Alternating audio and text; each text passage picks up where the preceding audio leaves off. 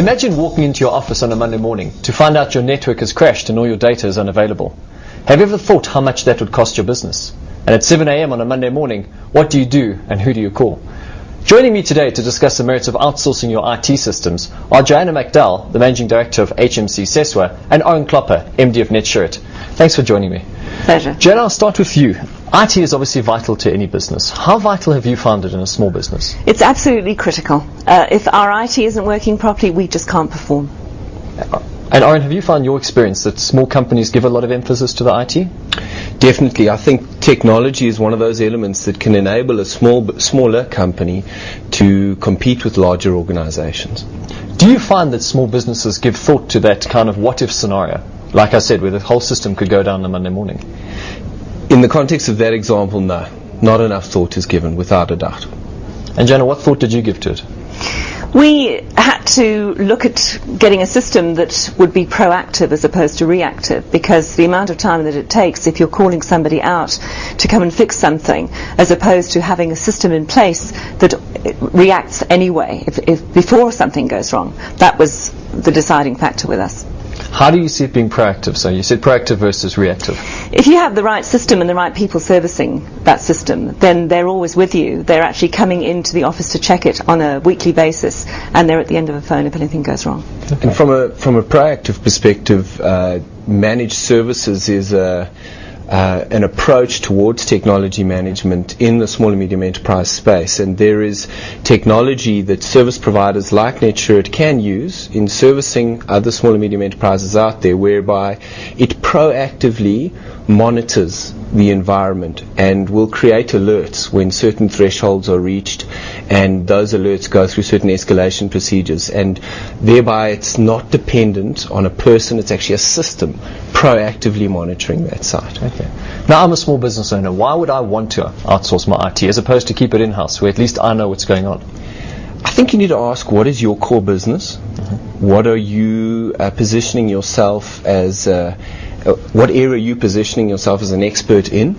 And if that is not IT, then focus on your core and outsource your non-core.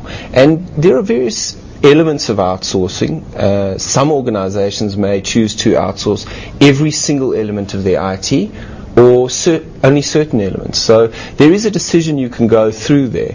But most organizations, in our opinion, under 100 PCs need to look at close to a full outsourced solution. Now, Joanna, you've just been through the process of choosing somebody. Yes. Just take us through your thought process and how you decided to go, firstly for the outsourcing, and how you went through evaluating why you went with a vendor. Well, there are 7 people in our business, and when I arrived there 12 months ago, they had what I would call the typical model, which is where they would call somebody out when something went wrong. What it meant was that everything was kind of working, sort of. So what we did is we went through a process of looking at 3 different service providers, and what we were looking for, which I've always looked for, is somebody who can provide that extra edge, the extra level of servicing that would guarantee almost that we're always able to be up and running. And that's how we made our selection. Slightly more expensive in the short term, but in the long run, much more efficient. So what were the factors that would turn you off some of the other vendors you decided not to choose? The one was too small, even for a seven-man company, surprisingly enough, and the other one was the practices were a bit old-fashioned. It's interesting you say too small, because I found that every shopping centre you go to, every corner shop almost has an IT outsourcing type person.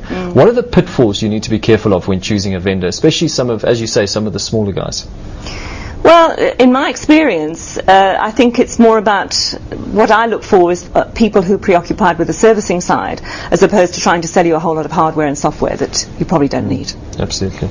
Now, Orrin, turning to you, I'll take a classic example. Small office, 10 people, maybe 2 locations, Johannesburg, Pretoria, for example.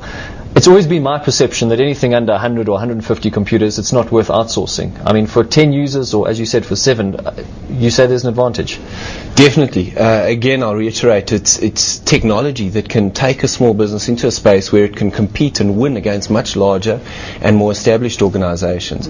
At what point you need to adopt certain levels of technology and certain levels of outsourcing depends on the organization, but in the context of that example, I think as soon as you go over 5 PCs, there is a business case for looking at formalizing your IT infrastructure in the form of a server for hosted mail, for collaboration internally within your business, and especially for an organization of that size, everybody's out at the client, on the road, and the ability to be mobile and connected at the same time is very important. And that's what you can get from a small business server type technology, which is something that Microsoft offer.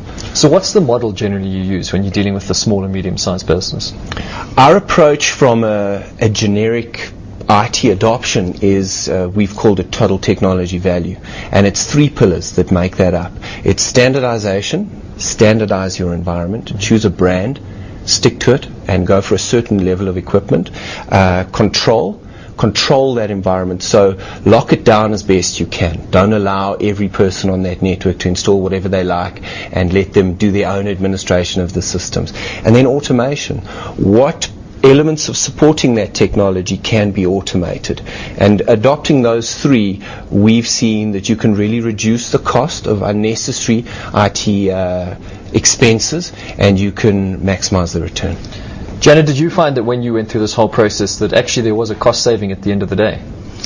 Yes, there definitely is, because the added values and the service levels that we get enable us to, as Orrin describes, we can work freely, we can be in and out of the office the whole time. It's almost like having another person there, but they're invisible. And you find that the quick turnarounds and things, are those the kind of key milestones for you that are important? Fantastic. Oh, brilliant. Now, when you put in your new system, it's probably a question for the 2 of you, did you have to replace a whole lot of the existing hardware you had, or do you use what's there? No, not at all. Not at all. No. Orrin, do you guys require people to do it, or is it something you can say, well, let's see what you've got and work with it? We definitely take the approach to see what is there. At a certain point in our investigation, and many other providers out there take a similar approach, they will actually do an audit of what's there. We do believe a certain minimum standard is required, and you can prioritize it. So if your budget is not permitting, you could choose to finance it. There are some nice technology finance options out there for small and medium enterprises, because finance is a difficult thing for most small and growing organizations to find, but you can prioritize it. So you're saying really see what you've got before you think it's going to cost you a whole lot of money up front? Definitely. Yes, we only had 1 PC that wasn't up to scratch. Okay. So that had to go into retirement. Now you talk about things like setting up a server. And a lot of the guys have said, well, we may be able to do it, we may not. And as I've always found, everybody's always got a friend who can help them. So, as opposed to just using your friend to help you, why go with an outsource model? I mean, especially when you mention cost. Whenever you talk to small, medium-sized businesses, cash flow is king. And now suddenly we're saying to them, go and take on more cost. So what would you say to somebody who's kind of weighing up the options? It's a very specialized field. It's the same way that you bring a CA into your business and you can see the experience that these guys have had and what they can actually do. A very similar amount of experience and knowledge and learning is required for a person that's going to set up your server, because that is the central point of which the rest of your technology will hang. So if you get your nephew or your brother's buddy or whatever it is, he's going to dabble, he's going to try his best. When it goes wrong, how are you going to manage it? It's just about running a real business and having professional service providers. It's just best practice. So what did your business do before you had the outsource type model? It relied on occasional people to come in and fix it when the system was down. What we found was, at least my experience was, for the first few weeks that I was there, the system always seemed to have a problem. There always just seemed to be something going wrong. It was always, oh, well, this printer doesn't do that, or that's not doing that, or the email's very slow. Nobody really had an answer. And it's extremely frustrating when you're trying to run a business. Fantastic. I think you've given us a lot to think about as far as outsourcing a business. I know it's something I think I need to think about with the IT systems we've got. So outsourcing IT systems is not just the domain of large corporates. Clearly there are numerous advantages for SMEs in researching outsourcing as an alternative to having their own in-house. My thanks to Jan and Orrin for joining us today. Thanks.